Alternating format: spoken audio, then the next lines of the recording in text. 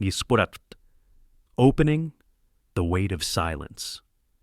The wind comes hard across the tarmac at Forward Operating Base Sentinel, carrying dust and heat and the faint metallic smell of aviation fuel. The high desert stretches in every direction, flat and colorless under midday sun, interrupted only by the skeletal frames of radio towers and the dark silhouettes of grounded helicopters. The sky is bleached white by heat, the horizon shimmering with mirages that dissolve as soon as you focus on them.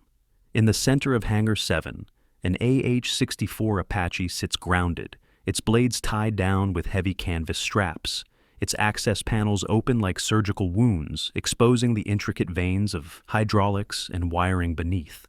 The aircraft is silent. Stillness in a war machine is never a good sign. That's the problem.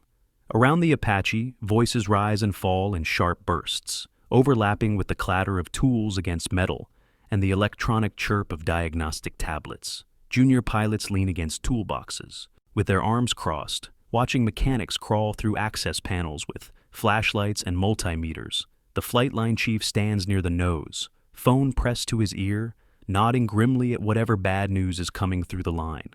His jaw works silently, grinding teeth behind pressed lips. Everyone knows what's at stake.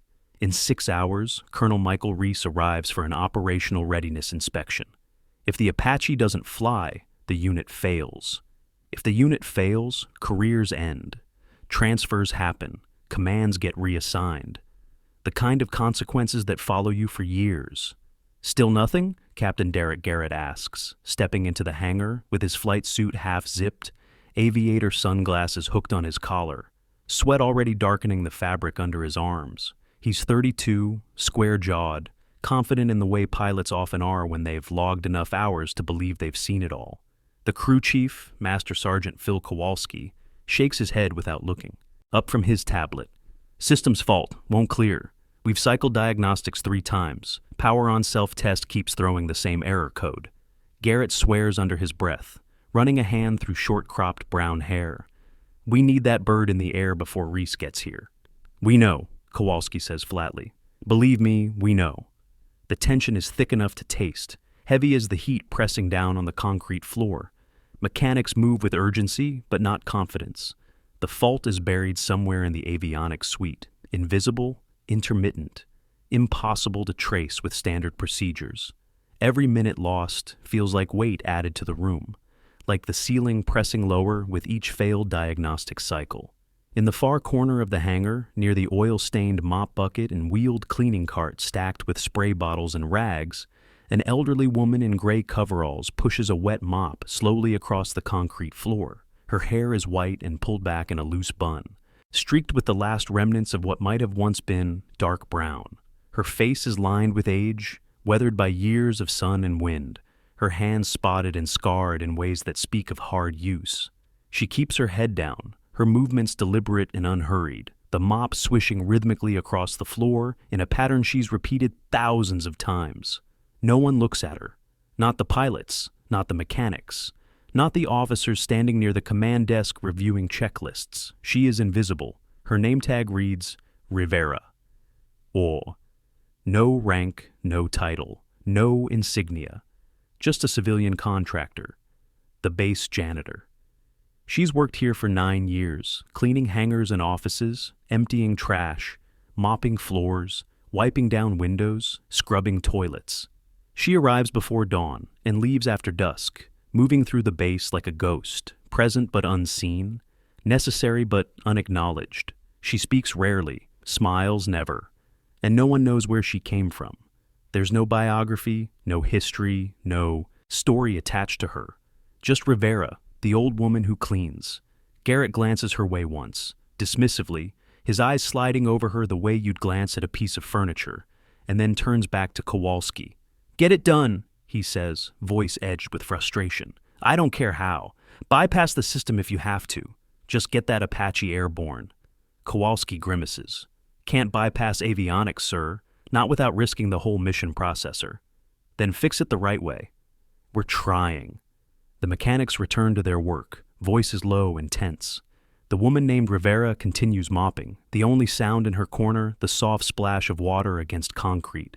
Time passes. The sun climbs higher, baking the metal roof of the hangar until the air inside shimmers. The fault remains. 1100 hours. Escalation. By mid-morning, the hangar has become a pressure cooker. The temperature inside hovers near 90 degrees despite the industrial fans spinning overhead. Sweat drips. From faces, stains spread across uniforms, and tempers fray. Lieutenant Daniel Cho, one of the younger pilots, paces near the Apache with his hands on his hips, frustration etched across his face. He's 26, fresh from Fort Rucker, with barely 200 hours in type, still eager to prove himself, still convinced that effort equals results. His flight suit is crisp, his boots polished, his patches bright and new. "This is ridiculous," he mutters, loud enough for everyone to hear. "We've got the best attack helicopter in the world sitting here like a lawn ornament." "Feel free to fix it yourself," Kowalski says, without looking up from the avionics bay, his voice flat with exhaustion. Cho shrugs, throwing his hands up. "I would if I could. That's what I'm saying. We're sitting here doing nothing." Warrant Officer Travis Hayes, leaning against a workbench with a styrofoam cup of cold coffee in one hand, smirks. Hayes is 30, lanky and sarcastic, the kind of pilot who deflects stress with humor. "Maybe we should ask the janitor," he says, nodding toward the corner. "She's been here longer than anyone, probably knows more about these birds than half the new guys." Laughter ripples through the group, a brief release of tension. It's harmless at first, the kind of joke soldiers make when stress runs high and options run low. But Cho picks it up, grinning, his eyes lighting up with the opportunity to entertain. "Hey!" he calls out toward the corner, raising his voice. "Rivera, you know anything about Apaches?" The old woman pauses mid-stroke, her hands still on the mop handle. She glances up briefly, her dark eyes meeting Cho's for just a moment, then lowers her gaze and continues mopping. She says nothing. Hayes laughs, shaking his head. "Come on, old-timer. You've been around these birds for years. You probably vacuum the cockpit more than we fly it." More laughter. Even a few of the mechanics smile, grateful for the distraction. Garrett shakes, his head grinning faintly. "Leave her alone," he says, but there's no force behind it. Cho isn't done. He walks over to where Rivera is cleaning, hands in his pockets, grin still in place, performing for the audience behind him. "Seriously," he says, louder now, making sure everyone can hear. "Why don't you fly this Apache? We could use the help. You've probably seen it done 1,000 times, right?" The room erupts in laughter, louder this time, filling the hangar with sound that bounces off the metal walls and concrete floor. Rivera stops. She looks at Cho for a long moment, her expression unreadable, her weathered face still and calm. There's something in her eyes, though. Not anger, not embarrassment. Something deeper, something like patience worn thin by years. Then she dips the mop back into the bucket, the water sloshing, and resumes cleaning. Cho shrugs and walks back to the group, hands spread. "Worth a shot?" The laughter fades. The tension returns, heavier now. The clock keeps ticking, indifferent to their frustration. 1,300 hours. The deadline approaches. At 1,300 hours, the news comes down from the command post. Colonel Reese is arriving early. His convoy left the main base 30 minutes ago. He'll be on the tarmac at FOB Sentinel by 1,600 hours. Panic ripples through the hangar like a shockwave. The crew chief curses, slamming his tablet down on a workbench. Garrett starts pacing, running his hands through his hair, his confident swagger replaced by barely controlled anxiety. The mechanics work faster, but there's no breakthrough, no solution. The fault is still there, buried in the system like a splinter too deep to remove. "We're out of time," Garrett says, voice tight, stopping mid-pace to stare at the Apache. "We need to tell Reese the bird's grounded." "That's career suicide," Hayes mutters, setting his coffee cup down.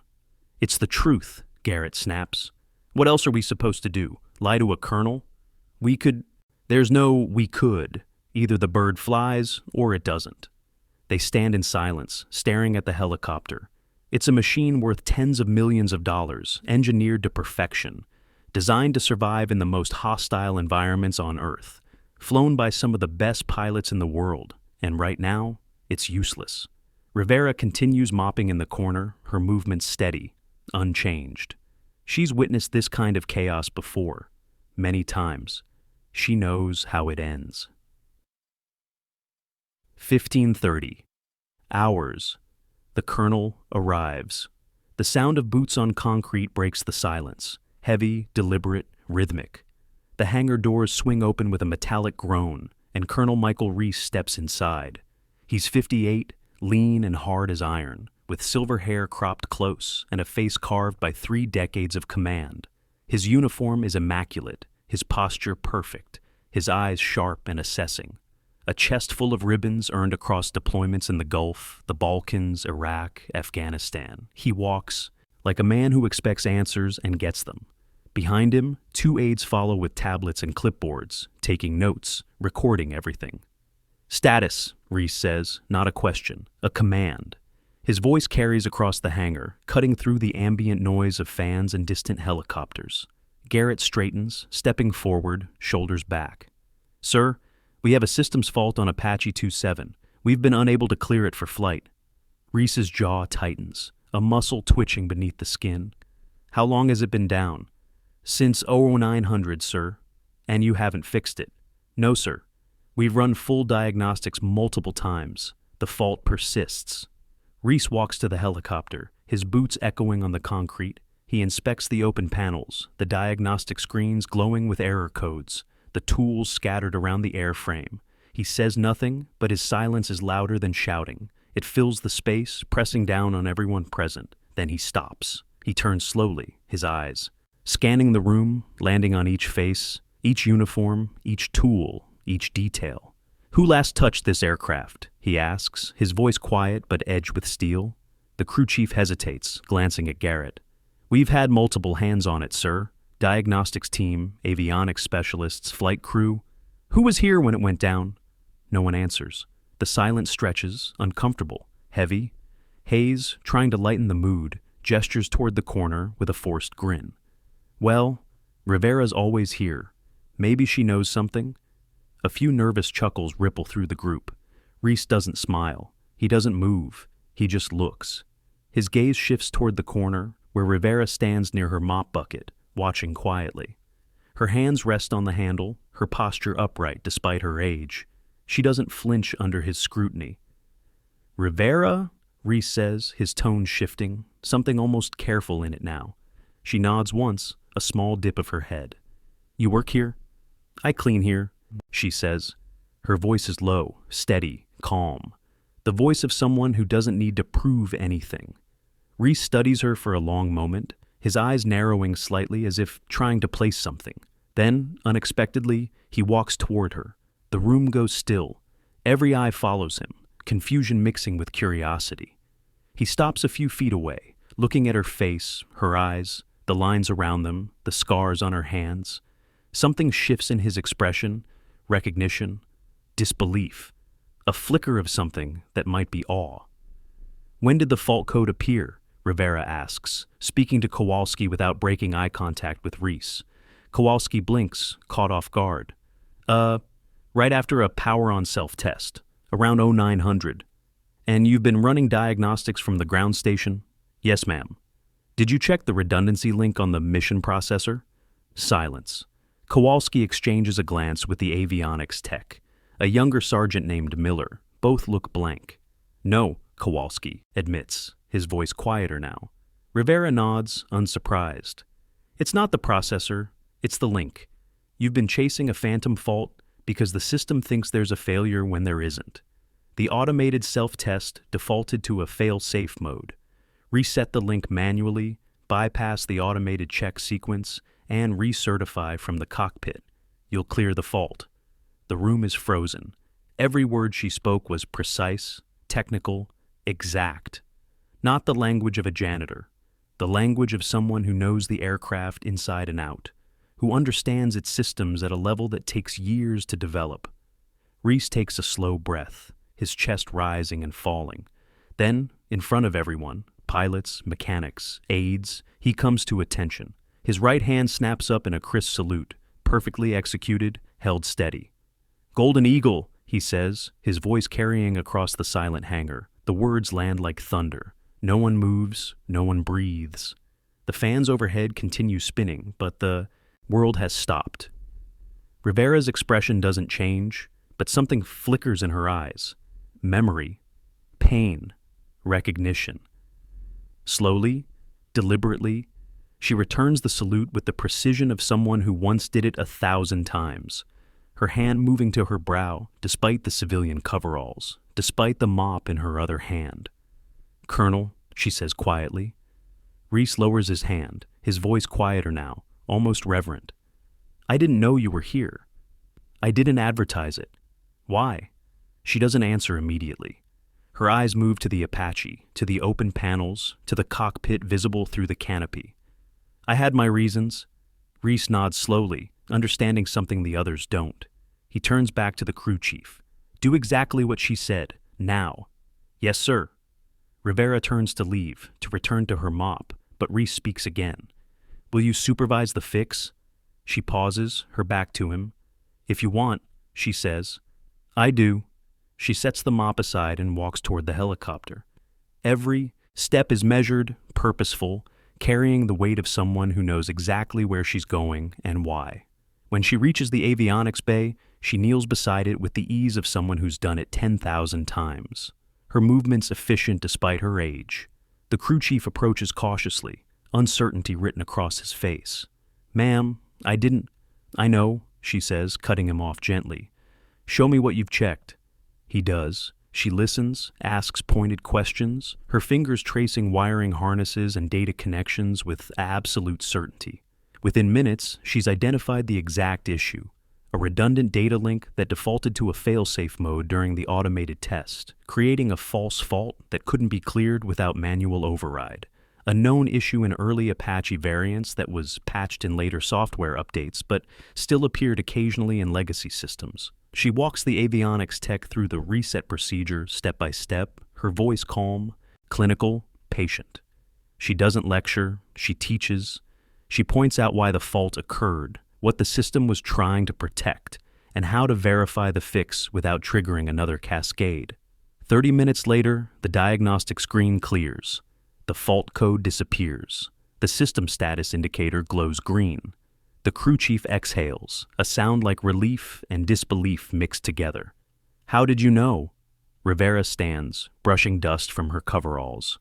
"Because I helped write the manual." She turns to Reese and nods. "It's ready." Reese looks at Garrett. "Get it in the air." Garrett hesitates, his face pale. "Sir, Fly it, Captain. That's an order." Garrett nods, still shaken, and climbs into the cockpit with Hayes as his co-pilot. The startup sequence begins, the familiar whine of turbines spinning up, the deep thrum of power building. The rotors start to turn, slowly at first, blades cutting the air with rhythmic whooshes, then faster, until the Apache is humming with mechanical life.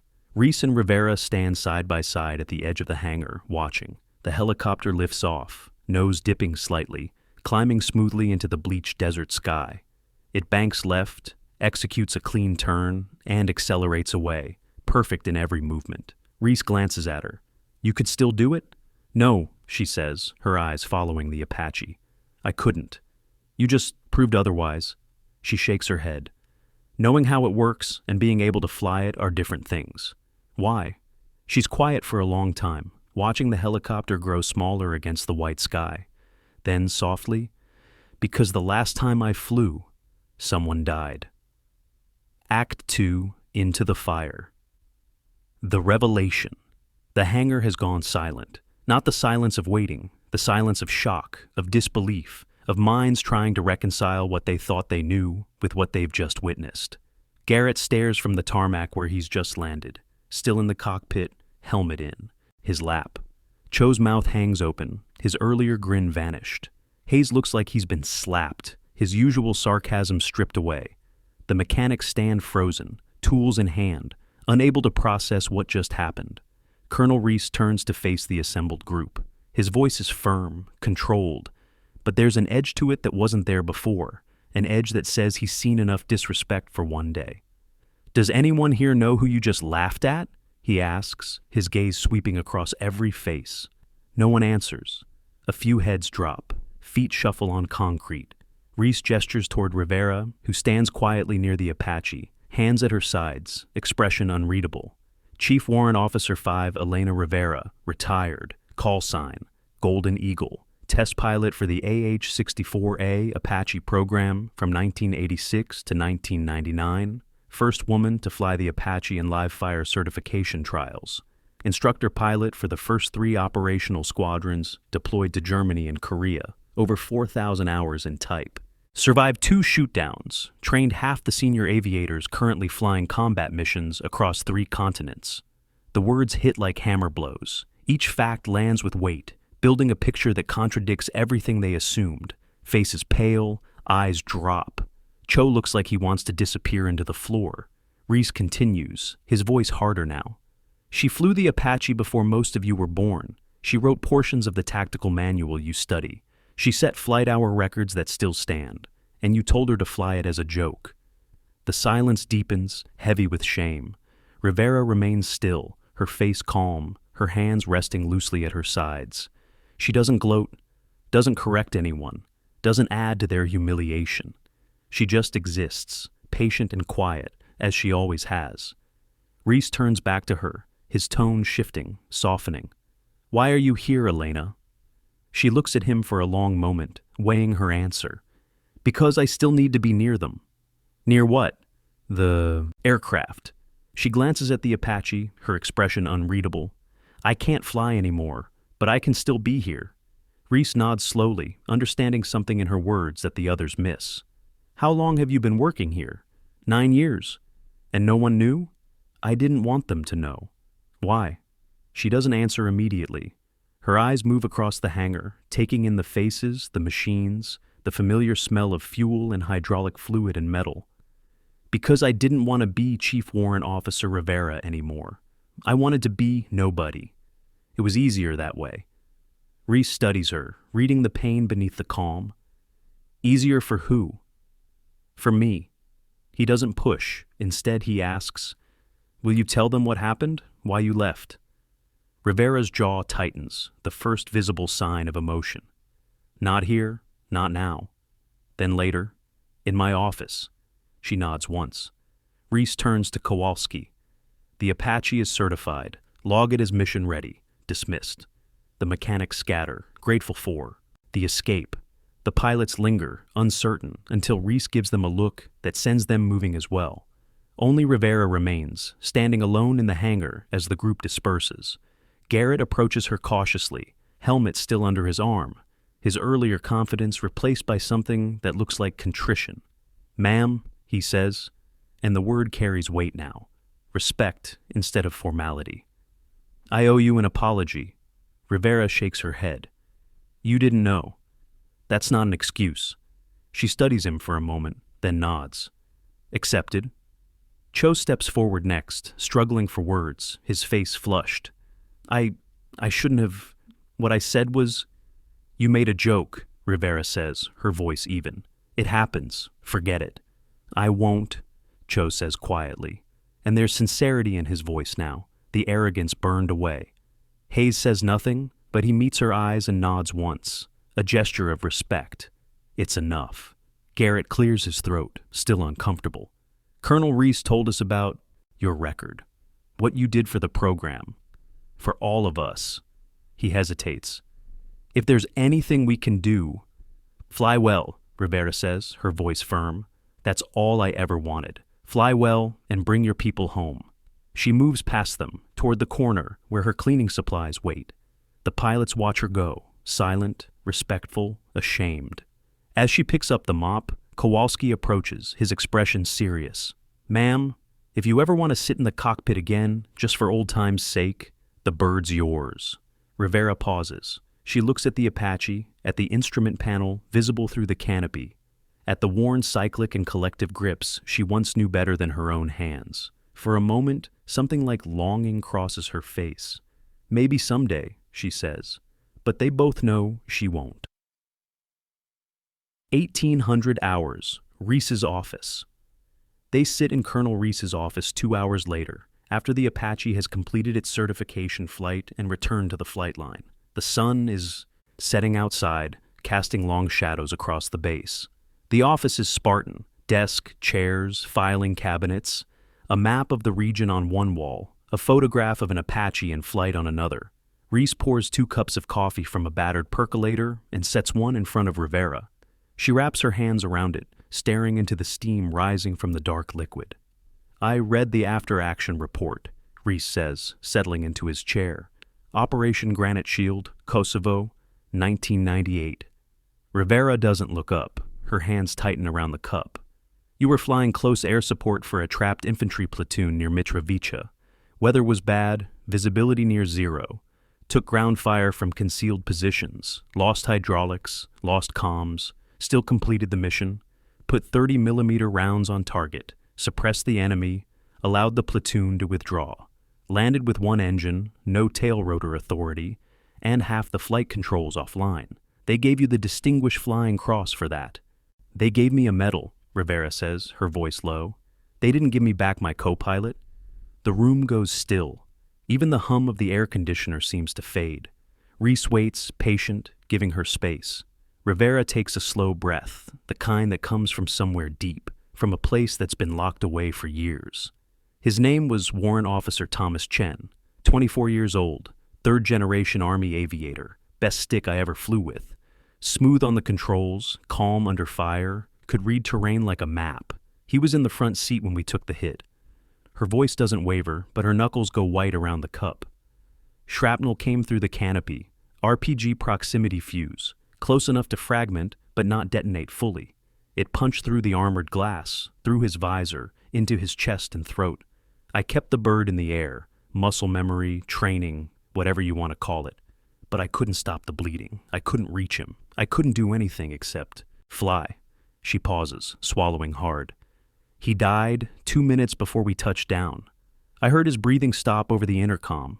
I felt the stick go light when he let go. And I kept flying because that's what you do. You finish the mission.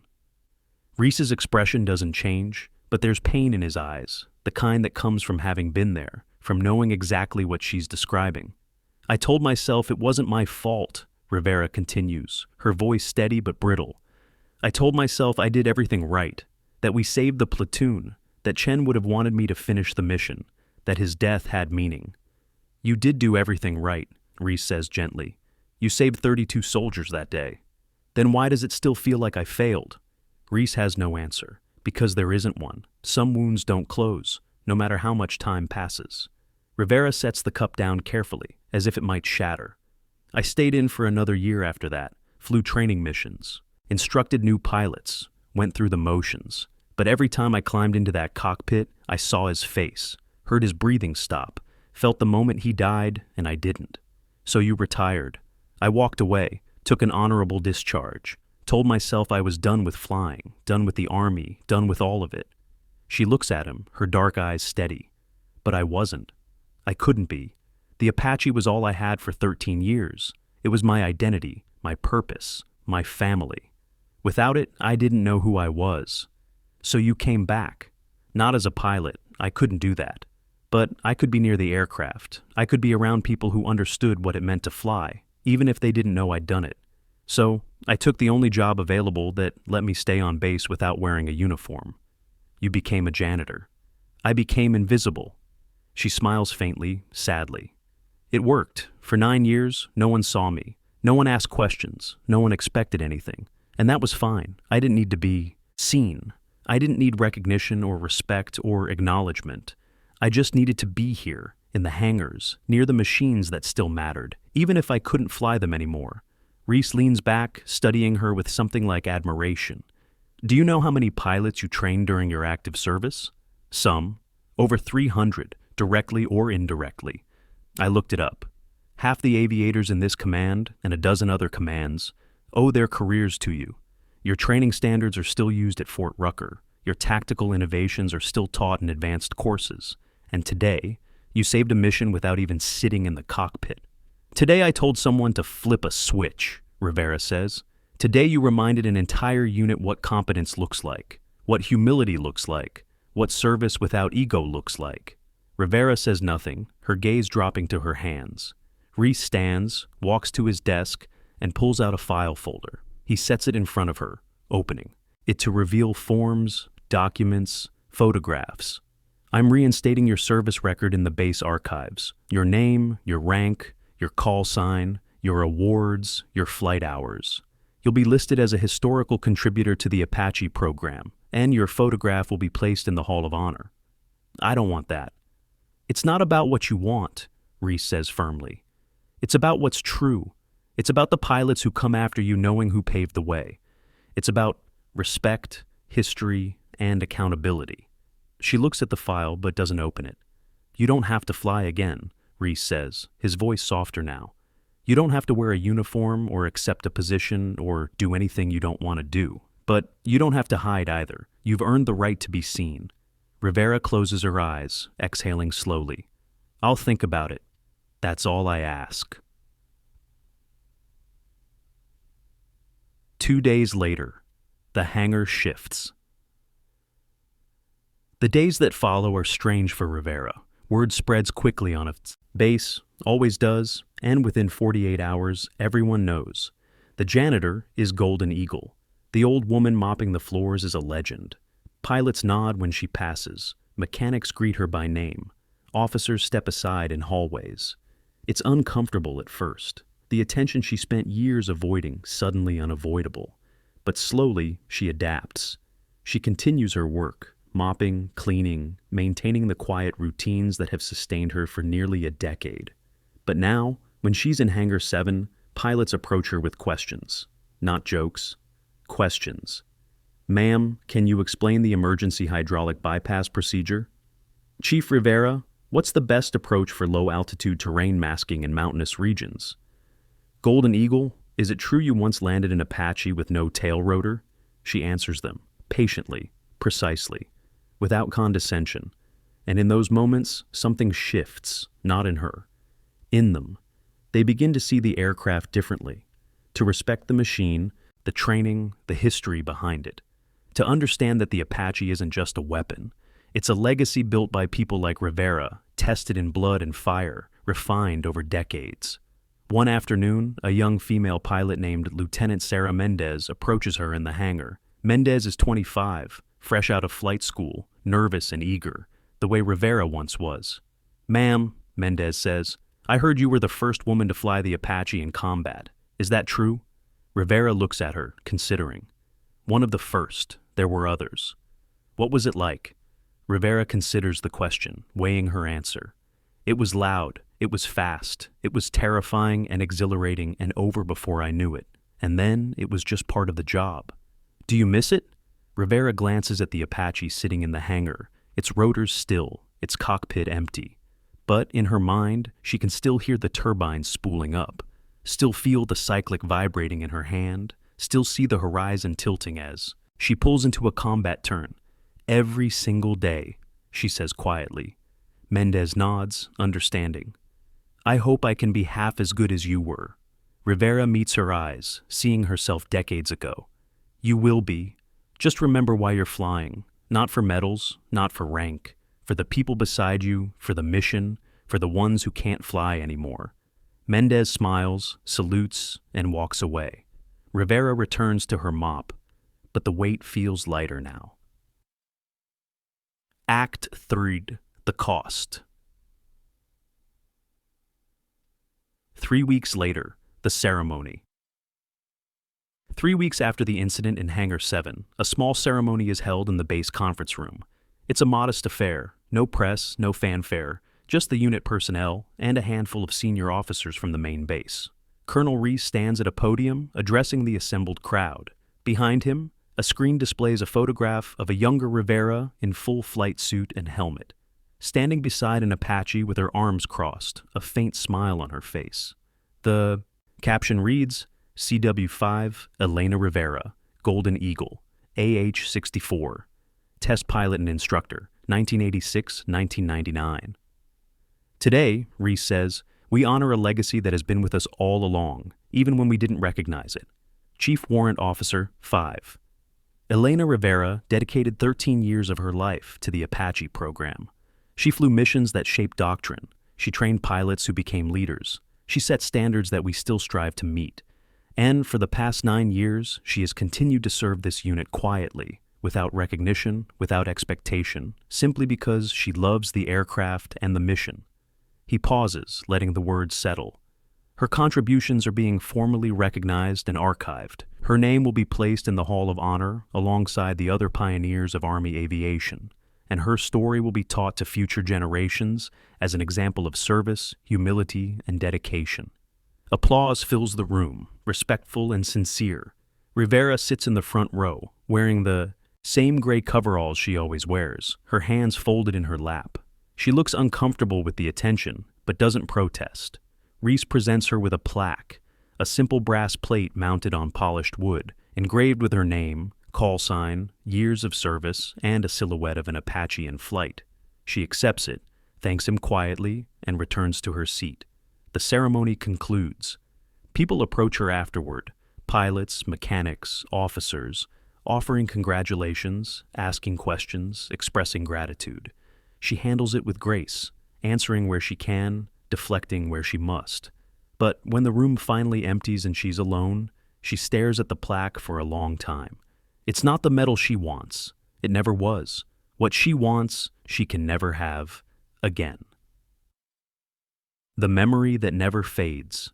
That night, Rivera sits alone in her small off-base apartment, a one-bedroom unit in a quiet complex 10 minutes from the base. The plaque sits on her kitchen table, still, wrapped in the presentation cloth. She doesn't display it, doesn't mount it on the wall. Instead, she opens a closet in her bedroom and pulls out a cardboard box she hasn't touched in years. Inside are the remnants of her flying career. Flight logs, photographs, patches, a folded American flag, letters from soldiers she saved, and, wrapped carefully in tissue paper, a pair of aviator wings, her own, earned in 1984. At the bottom of the box is another photograph. This one isn't in a frame. It's creased and faded, the colors washed out by time. It shows two people standing beside an Apache, a younger Rivera, smiling, and a young man in a flight suit, his arm around her shoulders. Thomas Chen. She stares at the photograph for a long time, her fingers tracing the edge of the paper. "I'm sorry," she whispers, though there's no one to hear. "I'm so sorry." The apartment is silent. She places the photograph back in the box, carefully, reverently, and closes the lid. Some wounds don't heal. You just learn to carry them. Return to routine. The next morning, Rivera is back in Hangar 7 at 600 hours, mopping the floor. But something has changed. When pilots arrive for pre-flight checks, they greet her by name. When mechanics need advice, they ask her directly. When problems arise, they consult her before escalating. She's no longer invisible. At first, it's strange, uncomfortable. She spent 9 years building walls, and now they're coming down without her permission. But slowly, she realizes something. She's teaching again. Not in a classroom, not in a cockpit, but here, in the hangar, in the moments between tasks, in the quiet conversations with young pilots who remind her of herself. And maybe that's enough. A quiet invitation. One afternoon, Kowalski approaches her while she's cleaning near the Apache. He's holding a tablet, reviewing maintenance logs, but he stops when he sees her. "Ma'am," he says, "I've got a question." "Go ahead." "We've got a new avionics tech coming in next week, fresh out of training. I was wondering if you'd be willing to walk him through the mission processor diagnostics. The manual's good, but, well, you wrote parts of it. Your explanation would mean more." Rivera pauses, considering. "I'm not an instructor anymore." "You never stopped being one." She looks at him, then at the Apache. "When does he arrive?" "Monday." "I'll be here." Kowalski grins. "Thank you, ma'am." As he walks away, Rivera returns to her mop, but there's the faint trace of something that might be satisfaction on her face. Act 4. The Legacy. 6 months later, the new normal. 6 months after the incident, life at FOB Sentinel has found a new rhythm. Rivera still works as a janitor, still mops floors, empties trash, cleans windows. But now she also teaches, informally, quietly, in the margins of her official duties. She runs impromptu training sessions in the hangar, explaining systems to mechanics and pilots who ask. She reviews flight procedures with junior aviators, offering insights that aren't in the manuals. She troubleshoots problems that stump the technicians, drawing on decades of experience. She doesn't wear a uniform, doesn't hold a rank, doesn't have an office or a title, but everyone knows who she is. Golden Eagle. The young pilot's question. One morning, Lieutenant Mendez approaches Rivera while she's wiping down the Apache's canopy. Mendez has been flying for 6 months now, logging hours, gaining confidence, but still learning. "Ma'am," Mendez says, "can I ask you something?" "Of course. Why did you come back? After everything that happened, after you left, why did you come back to the base as a janitor instead of, I don't know, doing something else?" Rivera sets down her cloth thinking. "Because I needed to be near the aircraft. I couldn't fly anymore, but I couldn't leave either. This was the only way I knew how to stay connected." "But didn't it hurt, being here, seeing other people fly when you couldn't?" "Every day," Rivera says. "But the alternative, being away, pretending I was never a pilot, hurt more." Mendez nods slowly. "I think I understand." "You will," Rivera says. "One day, when you've been flying long enough, you'll realize that aviation isn't just a job, it's who you are, and walking away from it is like walking away from yourself." "Is that why you stayed invisible for so long?" Rivera considers the question. "Partly, but also because I didn't think I deserved to be seen. I lost my co-pilot, I failed to save him, and I couldn't reconcile that with the idea of being honored or recognized. But you didn't fail. You saved an entire platoon. I know, logically I know that, but knowing something and feeling it are different things." Mendez is quiet for a moment, then she asks, "Do you feel it now?" Rivera looks at her, then at the Apache, then back. "Sometimes, on good days, it's getting easier." Mendez smiles. "Good, because you deserve to be seen, ma'am. We all need to know where we came from." Rivera doesn't respond, but something in her expression softens. The flight that wasn't. One afternoon, Kowalski approaches Rivera with an unusual request. "Ma'am, we've got a VIP flight tomorrow. General's coming in to observe operations. We're prepping Apache 27 for a demonstration flight. I was wondering, would you like to sit in the cockpit? Just for the pre-flight. Not to fly, just to be there." Rivera's breath catches. She hasn't sat in an Apache cockpit in over a decade. "I don't know," she says quietly. "No pressure," Kowalski says, "but the bird's yours if you want it." She thinks about it all night. The idea terrifies her. The cockpit holds too many memories, too much pain, but it also holds everything she loved. The next morning, she arrives at the hangar early. The Apache is prepped and ready, gleaming in the dawn light. Kowalski is waiting. "Ready?" he asks. She nods. He helps her climb into the front seat, the same seat Thomas Chen occupied the day he died. She settles into the harness, her hands moving automatically to the controls. The cyclic fits her hand perfectly, worn smooth by 1,000 hours of use. The pedals respond to her feet with familiar resistance. For a moment, she closes her eyes and just breathes. The smell of the cockpit, avionics, metal, rubber, fuel, floods her senses. It's like coming home. "You okay, ma'am?" Kowalski asks from below. She opens her eyes. "Yes, I'm okay."